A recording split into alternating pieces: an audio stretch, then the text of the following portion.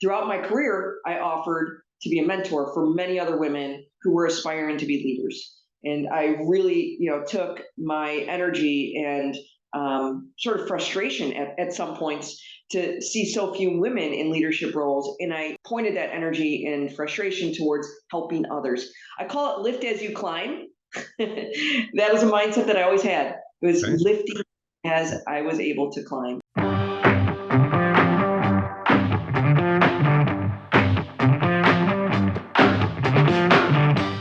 All right, fantastic. Hello, everybody, and welcome to the AI EDU Unlocked podcast with me, your host, Ashish Fernando.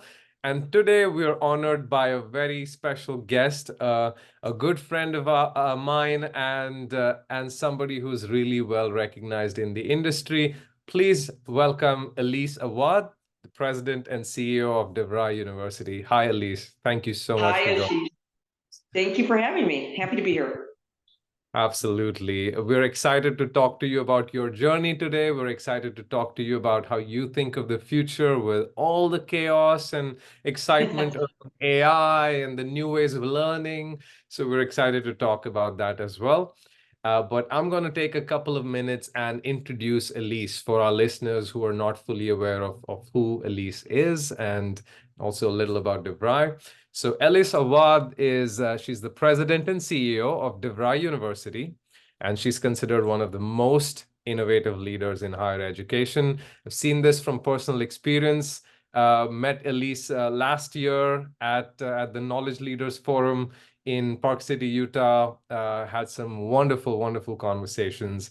And Elise is deeply passionate about the role that education plays in not just general learning, but also supporting career advancement. And that's been sort of the theme of what Elise loves to talk about and work around.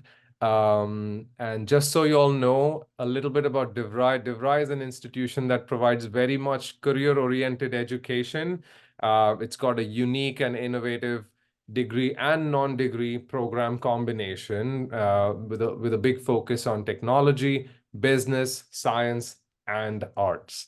And Elise is at the helm of the university in her role as CEO, and she has actually continuously improved the measures around student success, not just general learning, but student success and employability and her focus and emphasis on the real cost of education. And that's where, Elise, we would love to talk about, I looked at some keywords that popped out like multi-year tuition freeze. I mean, I was like, wow, I need to talk to Elise. Uh, so we're going to talk about some of that, but just a little background in other than Elise's work at DeVry, back in 2019, she also founded DeVry's first women's affinity and business resource group. I wanted to get that right, so I went slow there. It sounded good. You got it right. Perfect, perfect. And the goal of this group is to promote enhanced career experience and advancement, especially for women in leadership. So that's another thing I want to really touch upon, Elise, in our conversation today. Other than that, in 2021, Elise also sponsored DeVry's Women and Tech Scholars Program. So a lot of focus on the opportunity gap for women in the field and helping them with the skills and networking that women need to excel in technology-related fields. Elise is also the founding member of Chief, which is a private network that's designed, again, especially for women in leadership, especially for roles VP and above. So she takes a lot of personal motivation and pride in helping women reach the status and just lead by her own example as president and CEO as well. And then finally, Elise is on the board of Zollege. Is that right? Did I pronounce That's it right? correct. You got it right. Yes. Perfect. College with a Z. College with a Z. That's fantastic. It's a family of schools in healthcare. And she's also a member of the League of Women Voters. So this is and honestly, Elise has achieved so much. Elise, it took me a lot of time to just compress it. So great job and congratulations on a wonderful career so far. Thank you so much, my friend. I really appreciate that. Very, very kind and robust introduction. You did your research. Yes, I did. I did. I used to do podcasts before, and I see a lot of podcasts, and it's all very mechanical, a lot of, based the same questions, and I was like, no, we got to go deeper. So, Yeah, thank um, you. in order to start, a lot of focus, Elise, around women in leadership with your Yes. personal sort of experience and where you stand as well. Talk to us about what lit the fire uh, in yourself to become a woman leader and help other women. Would love to start there. Yes, and that this is near and dear to my heart, so I would love to start there as well. Well, as you stated, my career began long ago at DeVry, about 20 years ago now. I always knew I had a passion for education and all things academia. Um, Back 20 years ago, I didn't really know what I wanted to do, and I always had the dream of owning my own business.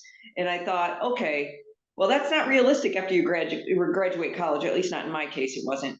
So after studying my for my undergraduate degree, I decided, wow, without graduating, getting to that point, without the people along the way that worked at the college that I was at, I probably Mhm. wouldn't have made it to that point. And I said, well, this is kind of a cool career. Why don't I go into academia at this point? So I started to um, look at opportunities, found myself in a career at DeVry University on the front lines advising students, super aligned with the mission, super aligned with the purpose of the institution. Fell in love with my job, hearing the story of the students as they navigate through their educational journey. I thought of myself as a leader back then. I was leading Mm, students, maybe not yeah. people within the team, but I was leading students. And This was in your late 20s, early 30s. yeah, mid 20s.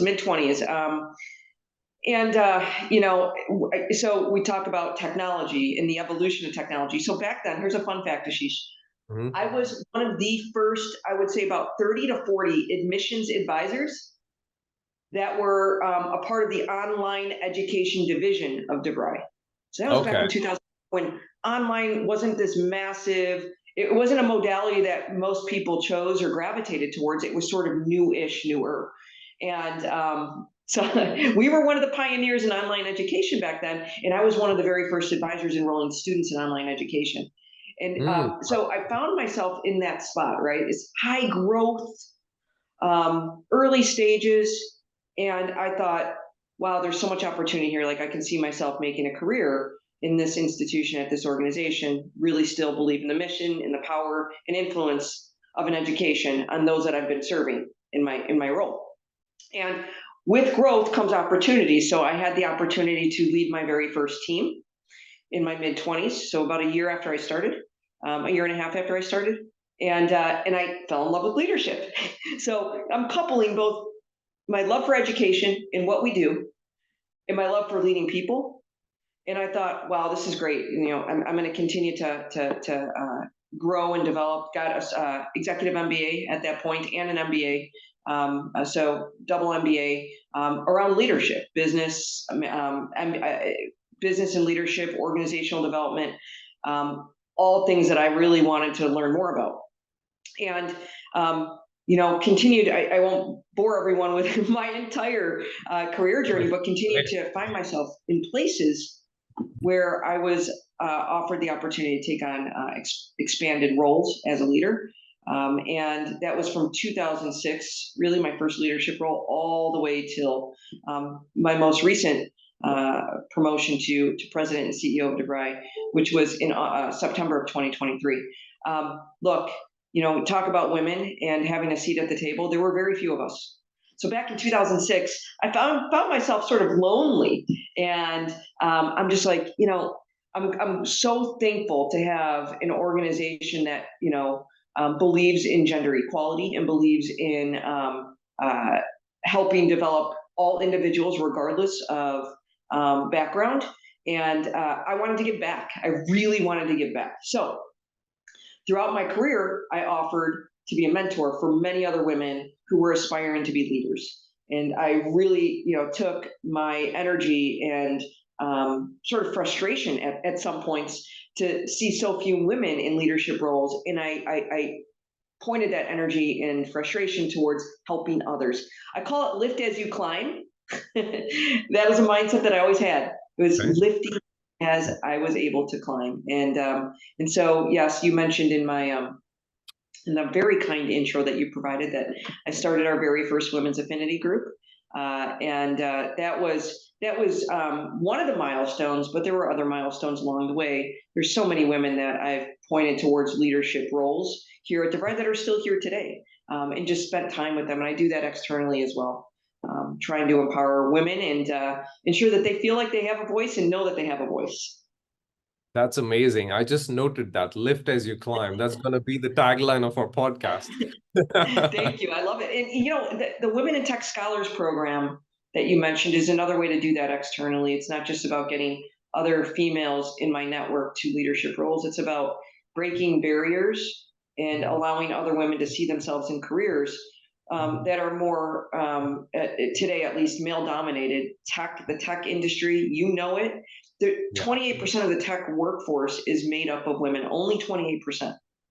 That is, and then you look at leaders in tech that are women, it's way less than that. And so we need to continue to encourage and empower women to explore STEM at an early age, not just at the point where they're looking to, advance their career. Who's been, you're an inspiration to so many women. Who's been your inspiration? Oh, this is a great question. There are so many people that have inspired me. I've had the I grew up in a family of entrepreneurs, and my father owned several businesses as I was growing up. And at one point I'm like, am I going to take over these businesses, or am I going to go carve my own path, or am I going to go do something on my own and be my own entrepreneur? I obviously decided to do my own thing, albeit not entrepreneurship yet. But everybody in these roles, and if you're in a leadership role, your mindset is you are kind of running your own business, right? I will say my dad. My dad taught me a lot of lessons around discipline, leadership, hard work, and focus. And I think it was just the way I grew up. What what I've done throughout an early stage in my life in terms of helping support his businesses and learning that hard work does equal reward. You just have to, you can't, it's not instant gratification. You've got to keep at it. You've got to have the discipline. He's always, my whole family's always been um, uh, focused on making sure that everyone in the family is educated and gets a good education. And so he's influenced me greatly. That's amazing. Good to know. I mean, having the real father figure. Exactly. Fantastic, fantastic. And you said something just as a passing comment about hard work. A lot of the people today think about instant money. They read about somebody being a crypto millionaire at 20 years old, or being a social media influencer at 25, creating content. And most people are thinking about shortcuts. And in that, they're also thinking about shortcutting education, Yeah. especially higher education. Talk to me a little bit about hard work, because I also face a lot of slack when I say, no, you need to work really hard. And I'll usually have a 50-50 reaction of, Ashish, you're old school. You're old school. I just need a big idea and I need someone to fund it, and then I'm going to be rich, right? Yeah. But that Yeah. doesn't seem to be your formula, right? You really believe on taking it the long way. Yeah. I really do. In today's world, with the rapid advancements in technology, I think, continuous education, lifelong learning is a real thing. You can't just, hope and pray that you are able to keep up. You've got to work at it. And my philosophy, I know I talked about lift as you climb. That's one philosophy. My other philosophy is bloom where you're planted. It's Mm, a model that served me well throughout my career. I've stayed committed to working hard and doing the best I can with what's in front of me, while also looking out, right, and figuring out how I can stay ahead and continue to grow.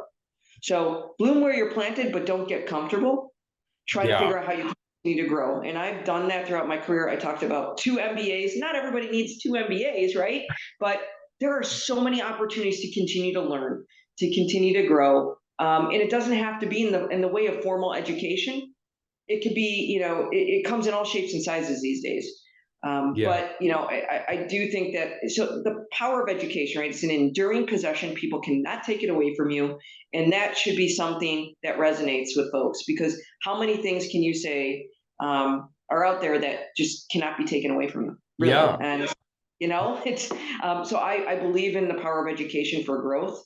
I believe in working hard and blooming where you're planted, because it's, again, I I will say, if I go back in time to 2006, I was sort of in the right place at the right time. It was in a high growth um, part of the organization. Online was growing rapidly, and we were looking to scale it, and across all of our campuses, across all of our programs.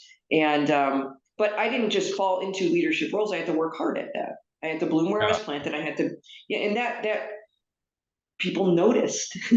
Other leaders noticed in the organization. And when people notice that you're doing a great job with what's in front of you, then opportunities sort of present themselves. And that's sort of that's, if I were to unpack the history of my career, I think that's a good way to say, this is what's led me to the president and CEO role. I Yeah. Yeah, I have so many stories of just not even thinking about what was next and having that sort of present itself to me, which has been the case for many of the roles that I've taken on. I love it. I love it. A lot of people look at success and call it luck. And I don't remember who, but somebody famous said that luck is just when hard work meets opportunity. I Uh, always think about that quote. and It is and I so think true. you're an example of that. You're just thinking about not just yourself, you're thinking about the institution, you're thinking about women, and there's just so much you're doing around it. Now, I wanted to ask you a very important question. Talking about hard work meeting opportunity. I think one of the ways you're trying to create opportunity is from what I read about a multi-year tuition freeze and investing in grants and scholarships. And that's kind of what opportunity is about. Like, I came to this country on a full scholarship, else I wouldn't have been here. My parents didn't have the means, right? So I came on 100% scholarship for my MBA. But talk to us a little bit about that, because it's so close to heart. It's the reason why I was able to unlock my career. So tell us. I I remember that when we met in Utah in Park City, you had shared that story with me, and it resonated. So we are, they in education, you always often hear the term access, right? It's important to provide access. I think that's true, but that's only half the equation. Access and affordability, both A's, and we've really leaned into that over the years. So, look, we've been fortunate enough to lean into technology and utilize technology to help us offset and break this cost compromise for students. And we've committed to a multi-year tuition freeze. We're going on year 5 of a tuition freeze, and that's the least we can do. So we've also leaned into scholarships and making education affordable through those types of programs as well, scholarships and grants. Because with inflation, you've got now labor that costs a little bit more. You've got resources, outsourced resources, tech resources, vendors that you're working with to support your students that cost more. So you've got to find ways to break that cost compromise. And we've really leaned into allowing technology to help us serve our learners while not removing the human component. And we stand firm on the fact that we need to provide what we call ROSI, return on student investment. And part of that equation is affordability. We haven't touched our tuition in several years. We continue to look for new ways to offer scholarships and grants to our students. Women in Tech Scholarship is one of those examples, but we have several examples. Next Gen Hispanic scholars. We have scholarships for business programs. We have scholarships for engineering and information sciences programs. We have scholarships for students that want to be lifelong learners and stack from an undergraduate program to a graduate program. And just we're going to continue to focus on this because I think as we progress, you start to see year after year tuition at several institutions rising, and for probably good cause, right? Because they need to find ways to break that cost compromise. But we really, really are. I mean, we're a tech-forward institution, so why not lean into tech to help us make education more affordable for our students? And so that's what we've been doing, and that's what we're committed to do. And I'm very proud of that because return on student investment is job number one. Wow. Yeah. Yeah. The ROI on the dollar. Yeah. So important. That's fantastic. And just for our student listeners, and especially women who are aspiring leaders looking for education, important for you all to look at the scholarship pages. I just want to give a quick shout out. There's if you just type in DeVry University scholarships, you'll see that. But for women in tech, there's a special website, a web page that's DeVry/student/scholars program/women and tech. So you will find that when you just put in the keywords. So just quick shout out, because this is all the important stuff. Just helping uplift people like even myself. Honestly, I always I know that institutions cannot give scholarships to everybody, because how do you support the staff and the students and the learning? But just being able to handpick deserving students who have aspirations, who will push hard to create opportunities for themselves. It's just amazing to see that happening, Elise. Thank you for the plug. And really quick, the Women in Tech program has allowed. We launched that. Funny story about this. So I had this idea in February of 2021. Okay, it's post year one of COVID, and we were thinking about how we can continue to lean in and empower women in society. And this was a program that was literally mapped out in February of that year. And I had this idea. My team was like, "Are you kidding me? What this is 4 weeks out." To launch it on International Women's Day in 2021. What better way to say we care? We care as an institution to solve this problem. We know we can't solve it alone, but we care to solve it. And it's allowed so many women who never thought they should or could enter this field build the confidence to take the first step. Again, it's not about education alone, it's about affordability. And if you follow the link that she shared, you'll see that we also provide mentorship. So mentors who are in the field, who can tell these women, I've done it. It may look scary. It may seem impossible, but I'm here. And I've been able to break through and find success in this career, and you can too. It just helps boost confidence. So lots of success with this program.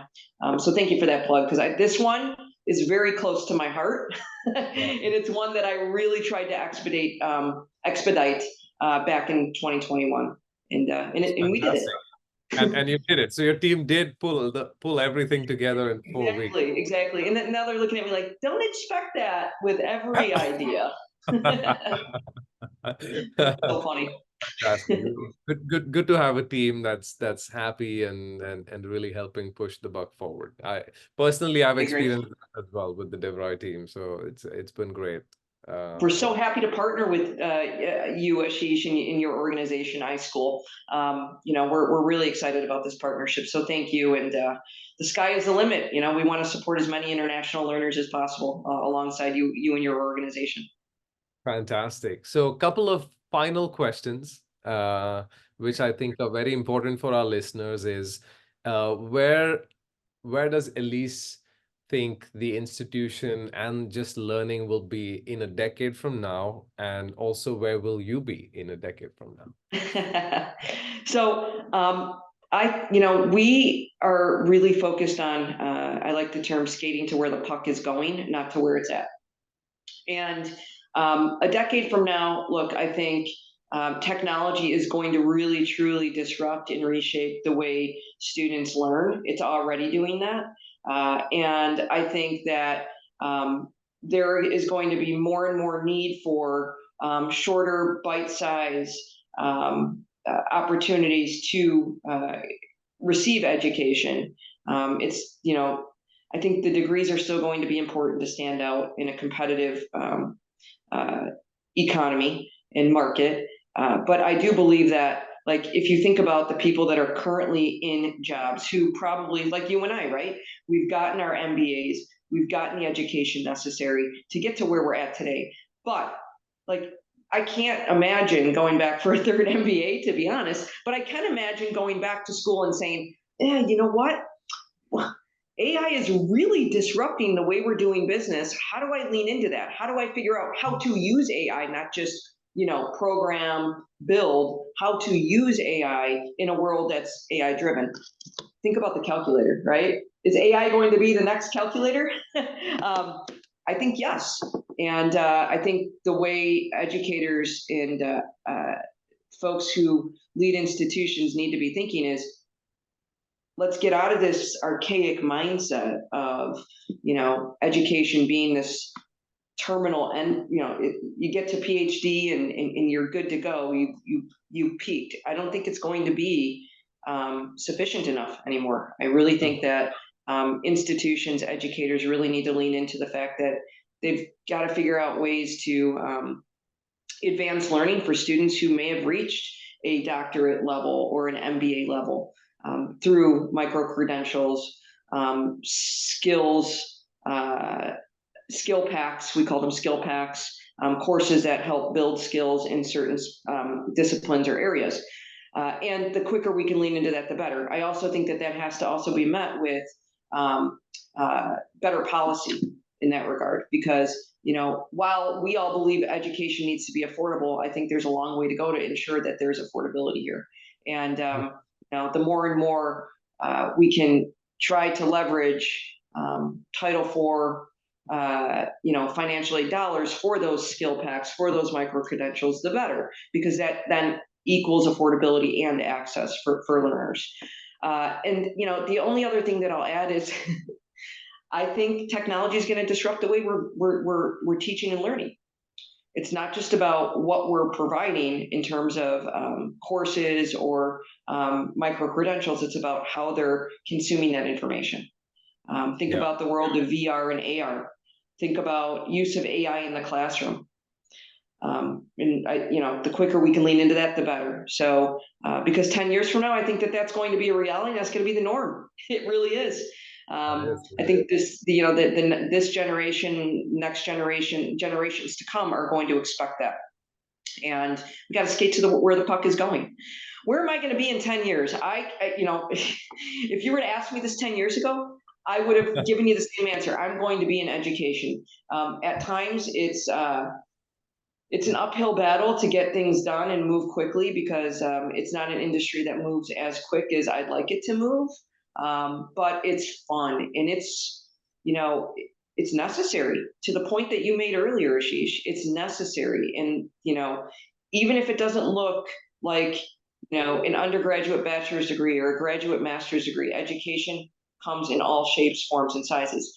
I could see myself sitting on the board of institutions. I could see myself running DeVry in 10 years, right? I mean, the sky is the limit for me, but I see myself in education. And if not in education, perhaps I go back to my early dreams of opening or running my own business. But I could see that providing some level of support for educators. I love it. I love it. For those of our international audiences who did not understand the reference to the puck, please look at ice hockey pucks, and it's a very, very I think excellent analogy that Elise made is skating to where the puck is going, which means predict where the it might be in cricket, the ball, predict where the ball is going versus Yeah. run to where the ball is right now. And that's a very, very interesting analogy. Thank you for that. Loved it. And thank you for converting it so that everybody understood. I appreciate that. Yeah, no, absolutely, absolutely. Elise, it's been a pleasure working with you, knowing you, and even doing this podcast with you. You're just I think a source of light, a source of energy to a lot of women, especially, but also to leaders like myself. I've really enjoyed all the conversations. That's why I pick your brain on random, even when we met. But looking forward to our next meeting. I think it's gonna be at the, I don't know, ASU the North. GSV. Are Yes, you going to that's be right. there? Yeah, yeah. Yes, GSV Hey, is great. coming You get to in meet February. some of the folks that you worked with on the partnership formation with DeVry. Micah Arnold will be there. Yeah, I'd love to connect with you there. And Oh, I wow. think your passion as well is what gravitated us towards partnering. I mean, I think we're both trying to solve similar problems. Let's lock arms and do it together. Yeah, love it. Love it. Absolutely. One student at a time is what I One keep student saying. at a time. Exactly. Every student matters. Every student counts. One student at a time. Yeah, fantastic. Thank you so much, Elise, for joining our AI EDU Unlock podcast with me, Ashish Fernando. And for our listeners, we'll put some links in the comments and the description for you all to access DeVry's profile and also know a little bit more about Elise. Thank you so much, Elise. Thank you, Ashish.